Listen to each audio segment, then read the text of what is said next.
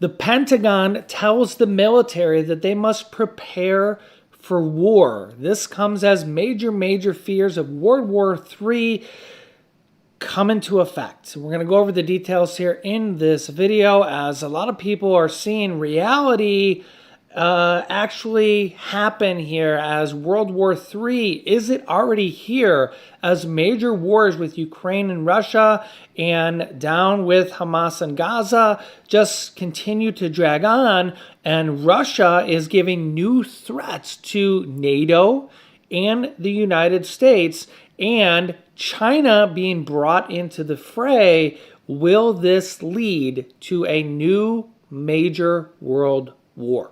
We're going to go over the details here right now, and I'll let you hear directly from the White House in this video. That's right. So we are live right now here on the YouTube It's Jimmy Show. Let me know if you can see and hear me. Type yes in the chat. Let me know where you're tuning in from. You can let me know your city, state, or even your country, as we have people tuning in here from all around the globe. Don't forget to hit that like button for me here, and if you haven't yet, subscribe down below so you don't miss out on future videos. I will keep you up to date and help me reach 500,000 subscribers. So Defense Secretary Pete Hegseth has told his top generals in the U.S. military to, quote, prepare for war.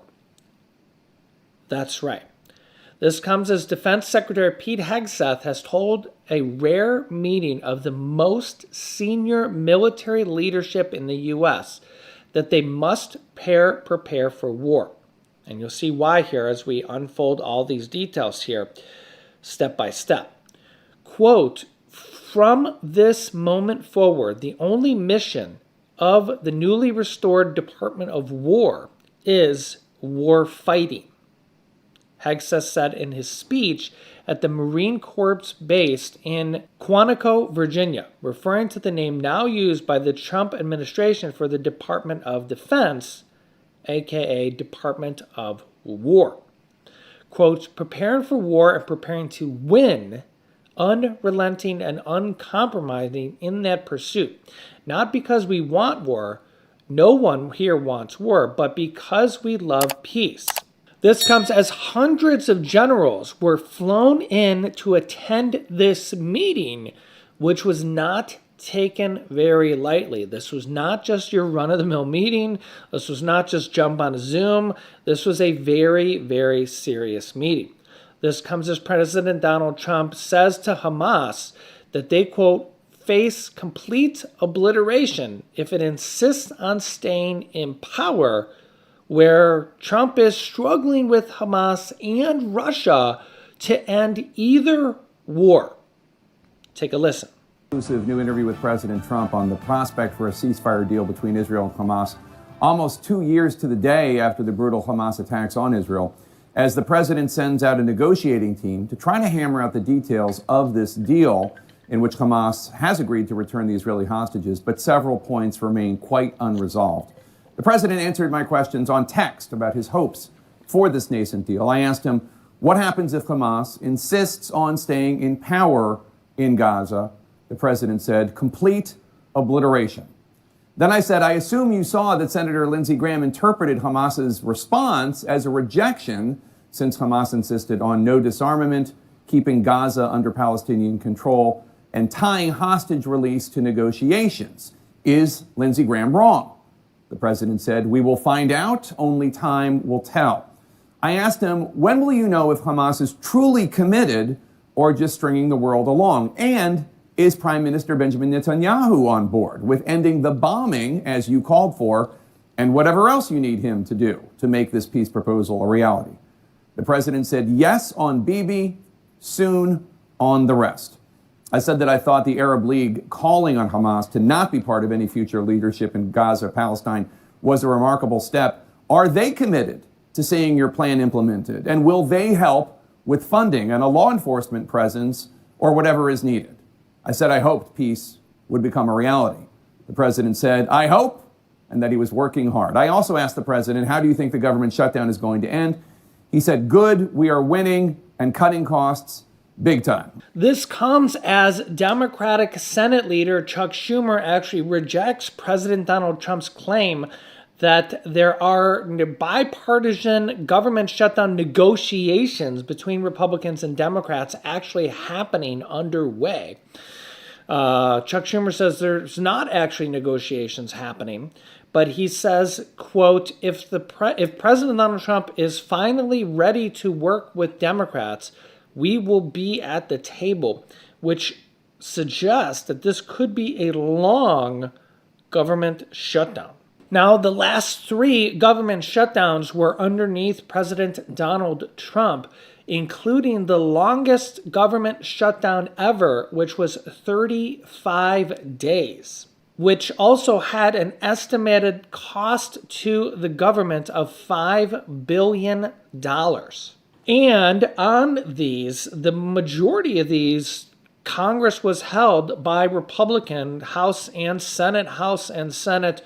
Only in one instance was the House a Democratic majority. And this is a concern because millions of Americans, including military members, do not get paid while the government is currently shut down. And you can see here a paycheck scheduled on October 15th for the 1.3 million members in the armed services might convince legislators in the White House that missing this date won't be worth the political cost. Quote, we believe the military pay date on October 15th could be an important forcing event for a compromise to restore funding and expect the government shutdown to end by mid-October. But there's a 71% odds that the government shutdown will run past that date, which means this could be a while. And this comes here with new news that 5 locations that would be the most dangerous in the event of World War III just released as Russia sends a chilling threat to strike 23 UK locations. Yeah, this week, Russian senator and war combatant Dmitry Rogozin shared a map highlighting various targets of military strikes, including army bases in Barrow, Plymouth, and Glasgow. And Russia said, quote, the idiots will get what's coming to them. They'll just get what's coming to them. Wow. Following this chilling image, TV propagandist Vladimir Solovyov said that these military barracks could be targets in Britain that could be destroyed first if President Vladimir Putin just decides to invade. So literally one decision by Vladimir Putin, and this is what could happen with the flick of a wrist. One quick decision. This message comes after Russia was accused of violating Estonia's airspace with military aircraft, and drones were actually shot down in Poland. And U.S. General Keane has, well, a stark warning. Take a listen here. Today, negotiators from Israel and Hamas are meeting in Egypt. President Trump showed this map of the proposed initial withdrawal line that Israel has agreed to in Gaza. Retired 4-star General Jack Keane joining me. General, in your military judgment, is the Gaza war close to an end or about to end completely? Yeah, well, I think we're at a very different place than we've been before. And I think it has to do with all the parties that are involved in this seem to recognize it's pretty much now or it's not going to happen. It's never. So that, I believe, is making it possible for people to make the necessary compromises that are needed here to get a deal going.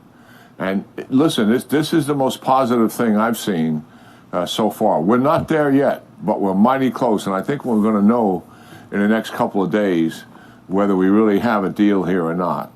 And of course, central to this has always been in the past Hamas. And what they are pushing back on, they're saying they're willing to give up the hostages, but then they're also saying, well, we don't have complete control of them. Other groups have some of the hostages from the very outset. So that could be real, as we suspect, but they use delaying as a tactic also to put more pressure on Israel. The second thing that they're pushing back on is they're willing to give up their rockets and missiles, Stuart, but they don't want to give up their arms. And of course, it's their arms that will allow them to stay in power, because they have weapons that can force other people to support them.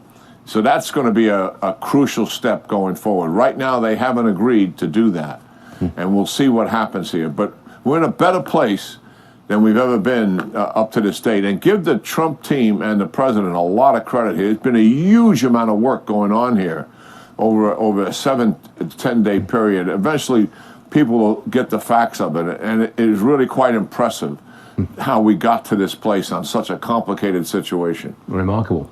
Next one, General. We're now learning that President Trump is pulling troops from Iraq and Syria. With the Mideast still in what I would call turmoil, is that a good move? Well, I don't think it is. I mean, and for a couple of reasons. First of all, we have a modest amount of troops in Iraq and Syria, and they're there for two reasons. One is to make certain that ISIS does not rise again and able to establish a sanctuary in Syria in particular, but also in Iraq. And the second thing is to reduce the influence that Iran has in Iraq as well as in Syria. Even though they've lost Syria as a base of their operations, they still have huge influence inside that country. And our presence there helps to prohibit them from gaining more influence, at least until the situation settles out a little bit more in Syria. And it's such a modest commitment. I don't think we should be pulling the troops out until the situation matures a little bit more. And listen, the people say, well, this is part of a forever war strategy. That's nonsense. This is about preventing a situation that's relatively stable from getting worse. It's about prevention. It's not contributing to forever wars whatsoever. Got it. One more for you, General. Mysterious drones have been flying over Europe. There are some officials over there who suspect they're coming from Russia, and Europeans are now considering a drone wall to stop possible bad actors and bad drones coming across. Can the Europeans pull off a drone wall, General? Well, they can't by themselves, Stuart. I mean, what we have been doing in Ukraine, we have some American companies that have been building drones to kill other drones. And they've developed a system called the AS-3, and that is a drone.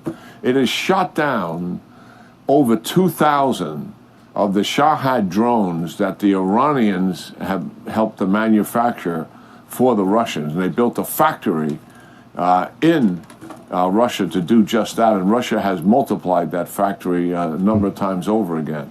So the key thing here is NATO and the United States and the president involved in this decision are going to get that capability.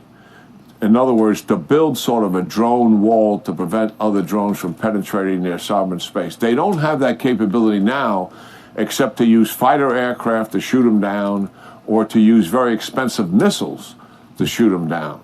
But to get this capability will be a step in that direction. So yes, that's the intent. Not there yet, but moving in the right direction. So mystery drones being shot down and, well, serious concerns about World War III. So I will keep you up to date. If you haven't yet, subscribe down below to this YouTube channel. It's completely free, and click the bell icon so you get notifications. Share this video on social media and share this video with other people so that they can get this information. Click here to see Donald Trump's new $2,000 stimulus checks or tariff rebate checks. Thanks for watching, guys, and I will see you